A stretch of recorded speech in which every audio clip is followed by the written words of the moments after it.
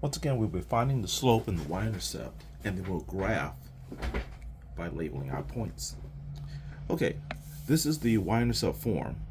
You'll see that there seems to be no number here, or b. Whenever there's a missing number here, we assume that the number was 0.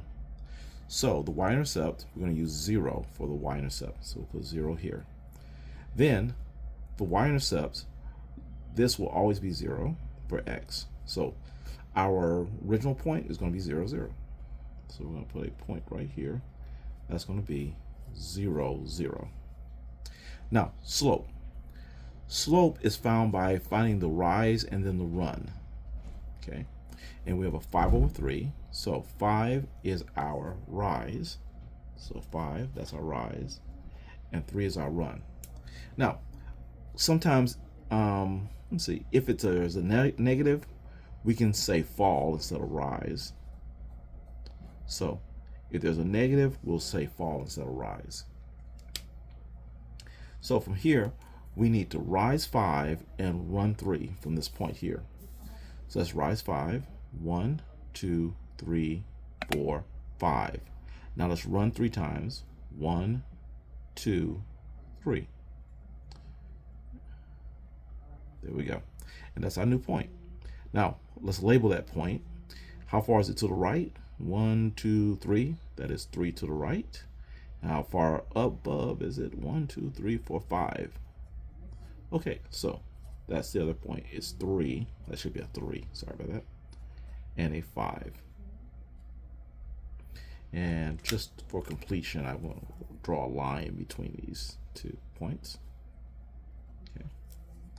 All right, next. The slope. The slope is found in front of the x. Now you see that it is 3.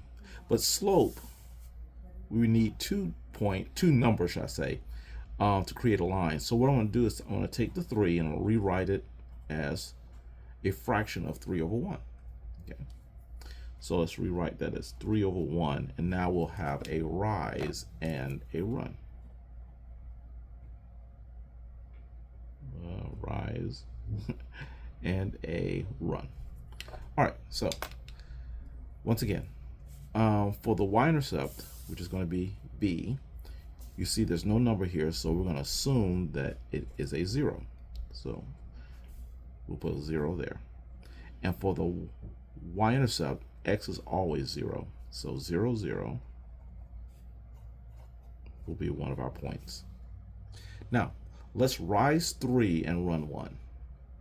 So from here, rise 3, 1, 2, 3. And then we'll run 1, which takes us to this spot right here. So we end up at this spot. Now, let's label that point. That is 1 to the right. So that's 1 here.